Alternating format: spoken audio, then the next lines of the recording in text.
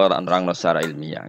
Terus ulama niku saalim-alime iku mesti duwe niat takbih ngelek-ngelek barang ya terus tenanan. Nak muji barang ya tenanan. Nah Sufyan Ats-Tsauri termasuk tipikal ulama sing nak ngenyek donya entek ngamek. Ini wis pancen jenise ngoten, jenise tiyang ngoten. Tapi memang itu jahat. Wong rapati ngungseng donya. Tapi secara ilmiah itu ada problem. Problemnya adalah faktanya kowe sangu akhirat mau ndak mau harus lewat dunia. Kowe iso nyumbang masjid ya nak di duit, nyumbang fakir miskin yatim ya nak di duit. Sehingga dawuh-dawuh yang mengkritik dunia itu butuh sarah, termasuk oleh Syekh Nawawi Banten atau oleh ulama sarah supaya seimbang. Maksudnya seimbang itu ketika dunia dikritik itu dunia yang apa? Ketika akhirat dikritik itu akhirat yang apa? Akhirat lah itu kadang dikritik oleh ulama. Salahna wong istighfar terus saking wedine mati suul khotimah. Iku cara kula dadi gurune ya tak PHK tenan. Wamuk tenan. Karena istighfar itu tidak solusi. Piye-piye dunia butuh pengajaran, paham nggih, butuh sedekah. Terus kowe kepengin husnul khotimah mau istighfar tok sanate ning ndi? Ra enak medhit istighfar, kiai alim ra mulang istighfar, can nom-nom ra tau ngurusi masjid cukup apa? Istighfar, mboke lara dibaro cukup istighfar, bojone kelaparan cukup istighfar. Wah mesti tak buayong ngudi santri ngono. Artinya makanya sampai Imam Ghazali ngendikan kowe nak maca ayat Quran ketika nerangno ayat-ayat pangeran kowe eling akhirat, kuwi ora bakal dadi wali. Karena kamu akan sangat egois, napa? Akan sangat egois. Dan kula yo ora seneng ana wong ameno nangis akhirat yo ora seneng. Akhirat sing ndi sing maksudnya? Akhirat ketakutan apa akhirat golek ridane Allah? Nek kowe golek ridane Allah ya nak maca tasbih sing fase.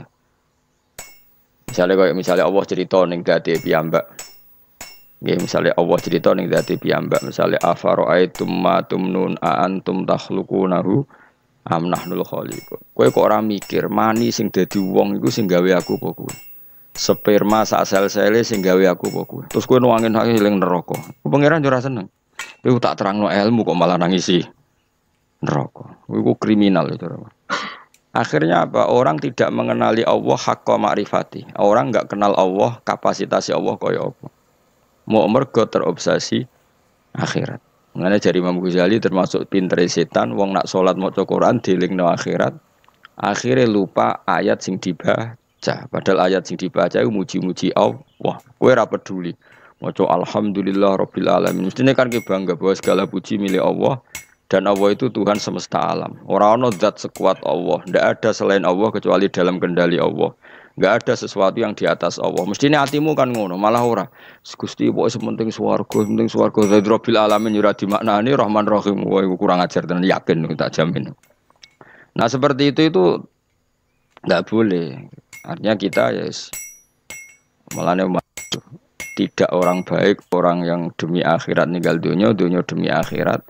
Semuanya harus terkontrol. Urip iku kabeh li ta'lamu annallaha ala kulli syai'in qadir wa annallaha qad ahata bi kulli syai'in ilma. Jadi kabeh penjelasan ilmiah agar kamu berkesimpulan, saya ulang lagi, semua kejadian di alam raya ini agar kamu berkesimpulan li ta'lamu annallaha ala kulli syai'in qadir, bahwa Allah kuwasa wa annallaha qad ahata bi kulli syai'in ilma, dan Allah itu luar biasa pengetahuannya.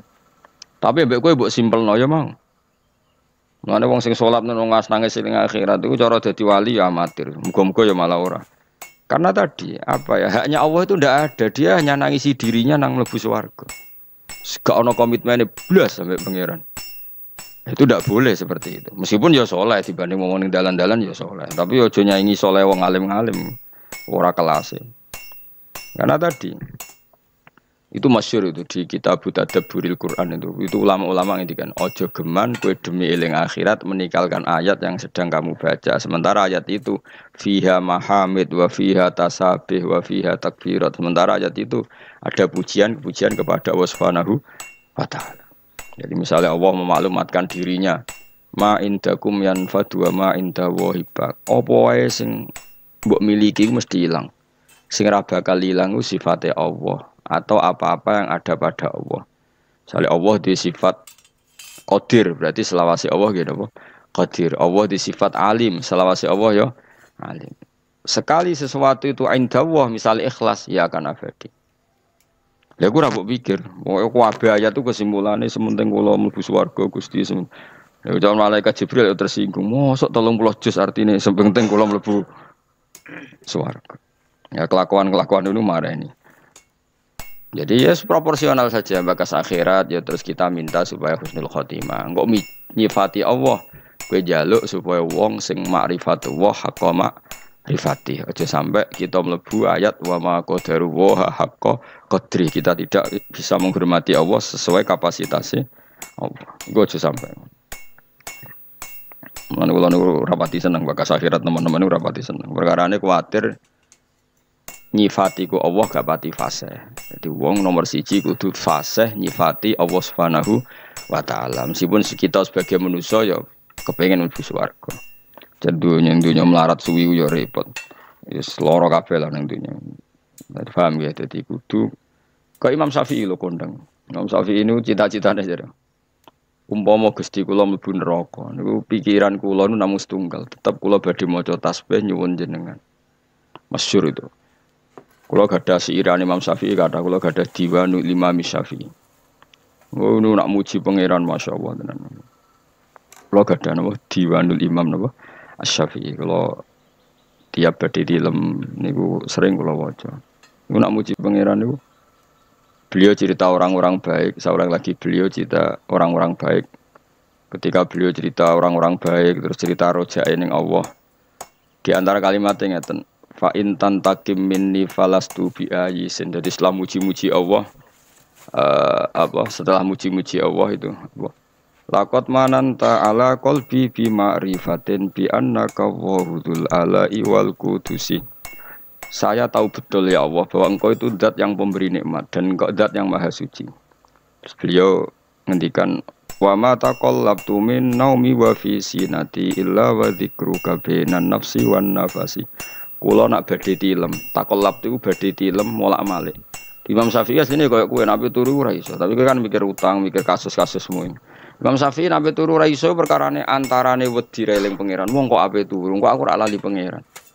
Tapi wong kok ora turu, kok aku ora istirahat. Dadi takallab tuh. Kok cara wong Jawa glebakan, ape turu glebakan. Tapi glebakan Imam Syafi'i lho, coba yang koyo kowe.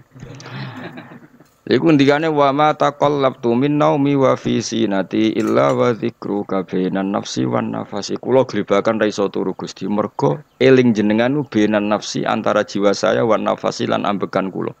Bisa ambekan dadi tasbih, ambekan dadi tasbih. Mulane naumul alim tasbih, turune wong alim tasbih. Ora kaya kowe turu rokokan. Rokokan terus ora ndok ngantuk nganti tangane kobok. Terus wiridane gak subhanallah. Waduh. Innalillah tenan kok ana wong urip ngono. Tapi wis ra bakat wali diapane. Tapi kalau wis muga-muga sepuro pangeran. Ora sepuro ora apa-apa kelakuane ngono. Terus di antara syair gini, ketika muji fa in tantakim minni falastu bi ayisin wa inta kholat nafsi bi jurmin jahannam. Ini kula maca nganti hari. Fa in tantakim minni, engkau zat yang sangat sayang pada saya. Kalau suatu saat engkau menyiksa saya, tantakim dari kata niqmah iku maknane siksa. Falastu bi ayisin, kula boten ngarah putus asa be rahmatin jenengan. Wa inta kholat nafsi bi jurmin jahannam. Meskipun karena salah saya harus di neraka. Tapi saya di neraka itu sesuatu yang terkait saya. Saya ini enggak hal yang abadi. Tapi rahmatin jenengan hal yang abadi. Kalaupun saya tetap di neraka, saya tidak akan putus asa dari rahmat jenengan. Jadi Imam Syafi'i itu orang yang sangat-sangat sufi. Cuma sing mbok royo wae Imam Syafi'i ahli fikih tok. Ngene fikih ke ya ora paham mudo wae. Di Imam Syafi'i sampe fa in tantaqim minni falastu bi ayisin wa in dakhalat nafsi bi jurmin jahannam. Sampai seperti ini. Terus beliau mulai muji-muji pangeran. Wong apik iso apa? Fasihan idza ma kana fi dzikri rabbih wa fi siwahu kana fil wara ajama. Wong apik ku apa? Wong sing fasih ketika muji pangeran. Jadi Imam Syafi'i kok ana wong kiai mulang nak muji pangeran kok fasih wong apik. Tidak fasih muji akhirat, fasih muji swarga. Yo biasa. Banggune swarga ora mbok puji. Ngene bojo elek ora wani wayo ning swarga wayoan akeh, halal kabeh, gak cerewet kabeh, gak butuh blonjo. Kabeh banggune ora mbok puji. Mesti muji akhirat yo ya biasa wae standar. Tapi nak muji Allah fasihan idza ma kana fi dzikri rabbihi. Orang yang sangat cakap ketika muji pengiran.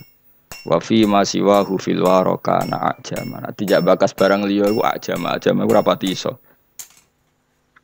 Jadi itu lah kita ini punya imam fil fikhi kita adalah Imam Syafi'i.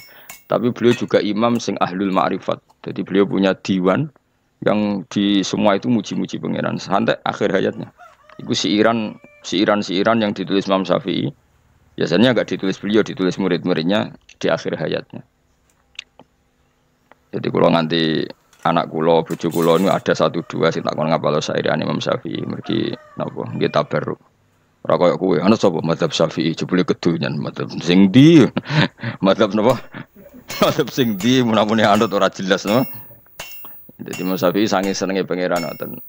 Lakot mananta ala qalbi. Jadi lakot mananta teman-teman paring panjenengan ala qalbi ing atase ati ingsun. Bi ma'rifatin kelawan siji pengertian. Bi annaka nggih niku sak temene panjenengan iku dzul ala iku pangeran sing duweni pira-pira kenikmatan wal qudsi lan sifat sing bersih sangka salah. Ya Allah, pemberian engkau terbaik kepada saya adalah karena saya berkeyakinan bahwa engkau adalah Tuhan sing dzul ala yang banyak memberi apa nikmat. Tapi sing disyukuri Imam Syafi'i ora kok nikmate, makrifat nak Allah iku dzul ala. Jadi lakot mananta ala qalbi bi ma'rifatin bi annaka wa dzul ala. Dadi nak kowe kan gak syukur be Allah dzul ala mergo kowe entuk nikmat pancen. Makomem kan ngono. Nek Imam Syafi'i gak dekne syukure be Allah mergo ngerti apa? Jadi syukur pertama itu lil ma'rifatu wah. Lagi syukur kesekian mergo di duit. Ya iku Imam Syafi'i. Pengikutnya ya wallahu alam. Nah, ilmu itu akan dikontrol oleh ulama berikutnya. Jika mau misalnya dunia dikritik ente-entean ternyata dunia itu juga ada sisi baiknya. Kue nganti mlebu swarga ya barokah referensi perilaku kamu di dunia.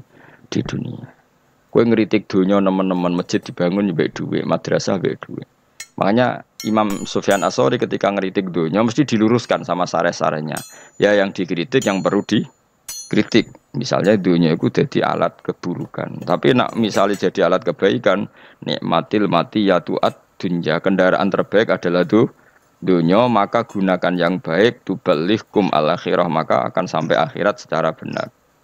Ya mau misalnya aku saiki jek urip, mumpung jek urip aku tak maca tauhid, mumpung jek urip tak mulang, mumpung jek urip tak birrul walidain, mumpung jek urip tak bekti ambek ibu, mumpung jek urip tak ngitmai santri. Ya, itu namanya dunia yang dipakai alat irtihal. Kalau dipakai alat seperti ini ni'mal matiyatu ad-dunya fartakhiluha tuballighkum al-akhirah.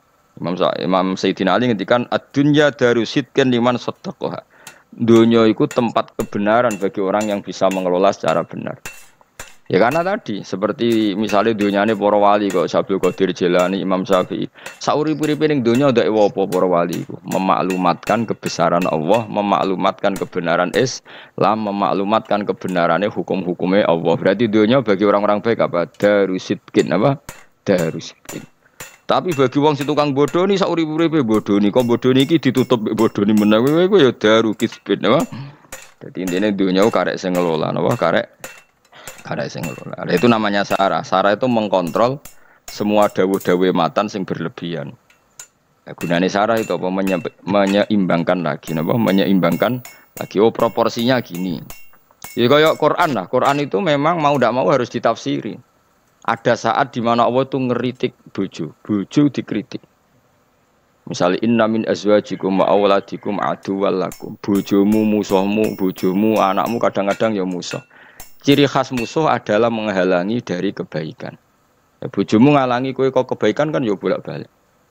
Pengamal rawani apa rawani. Nah itu nak pas sisi itu ya harus dikritik disebut aduwwal lakum. Tapi ada sisi-sisi di mana istri itu dipuji pangeran. Awan nak darani bojoku swarga. Iku ning gone ayat wa yad'u ilal jannati wal maghfirati bi'izni. Iku jelas darani bojoku swarga kan wala amatum mukminatun khairum mim musyrikati walau ajabatkum sak teruse to. Ulai kayad'una ilan nar. Wong-wong kafir sing mbok dadekno bojo, Misalnya orang Islam kok rabi wong kafir, jari pangeran dawe, ulaika ituna illa nar. Kowe kok rabi non muslim, iku padha karo kowe ajak-ajak moro neraka. Terus Allah dawuh, wa yad'u ilal jannah. Tapi Allah ngajak kowe iku ngawini mukminah. Lah kawin mbek wong wedok mukminah iku Allah istilahno ilal jannah. Jadi Allah nak muji bojo sudah langit. Tapi ning konteks pas berperilaku surgawi. Nah, pas berperilaku ngono iku ya Allah ngendarani ya aduan. Lah kowe kalku bojomu ya ngono, kadang ya aduan iblis, kadang ya koyo wali tenan. Wes adekke ngamuk apa ya tak rungokno. Aku mumpung lagi wusul. Wusul mbahmu. Tapi intine pokoknya ngaji kuncene sitok. Cek dawe Allah, cek Rasul, cek ulama, nak ana dzamud dunya, ngenyek dunya ya dunya sing perlu dinyek, yaiku dunya sing mbok ngurusi syahwat, apa dunya sing mbok ngurusi syahwat nafsu. Nak ana dunya dipuji, ya dunya sing yutubal li hukum al akhirah sing iso nyampekno kowe. Ya kok kiai lah kadang santri wae gak nalar. Dalam banyak hal santriku gak nalar. Misalnya nek dikongkon kadang ra paham nang jenenge bocah. Tapi kadang dipuji-puji. Zaman akhir api-api wong iku santri. Lah itu kan proporsional. Semua kalimat itu pasti apa? Proporsional. Misalnya ana wong muji hafid. Wong hafid itu apik ngene-ngene. Mergo sing jaga hafalane Quran iku hafid. Tapi kadang ulama yang ngritik, apa artine hafid agak paham. Makanya kadang kenemenen ora tau ngaji, ngapal tok. Lah kayak seperti itu kan ada apa? Proporsinya, ada apa? Ada proporsinya. Ya sudah seperti itu tugasnya syareh. Napa tugasnya syareh. Makanya ketika Sufyan Ats-Tsauri ngenyek donya, ambek Senawi dibenerno. Ngene lho, sakjane ora perlu dinyek kabeh. Nak posisine ngene. Lha iku jenenge syarah, napa? Jenenge napa? Syarah kados wau inna min azwajikum wa auladikum aduwal lakum. Istri bisa dikatakan musuh ya kalau menghalangi dari kebaikan. Karena penghalang kebaikan berarti posisimu musuh. Ya sudah hanya dalam konteks itu. Tapi saat bojomu bocah jamaah gelem, ngurmat anak gelem, bocah hormat tamu santri gelem. Lah ini kategori ini wa yad'u ilal jannati wal maghfirati bi'idni. Ya sama Nabi nak ngritik wong wedok entek ngamek. Tapi ini sekali muji yo dunya iku mata wa khairu mata iha al mar'atus sholihah. Ya sudah seperti itu. Semuanya itu ada konteksnya, semuanya ada mawadihnya. Ya kowe ambek awakmu dhewe ngono kadang ngilo puji-puji dhewe wong kok gantenge ngene. Wong kok wali ngene, wong melarat kok iso syukur wali tenan. Bareng rokok ora duwe ngenes. Wah. Ra sida wali. Wong ora duwe barang makruh kok ngenes. Akhirnya was gak wali blas. Tapi kadang-kadang ya syukur terus wali tenan. Wong kere kok iso syukur. Tapi bareng mau ora dirokok kok ngenes. Wah gak wali blas. Wong kelangan bolu seton kok.